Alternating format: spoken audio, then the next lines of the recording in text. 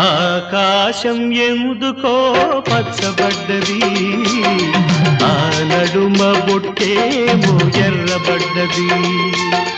ఆకాశం ఎందుకో పచ్చబడ్డది, ఆ నడుమ బొట్టేమో ఎర్రబడ్డది.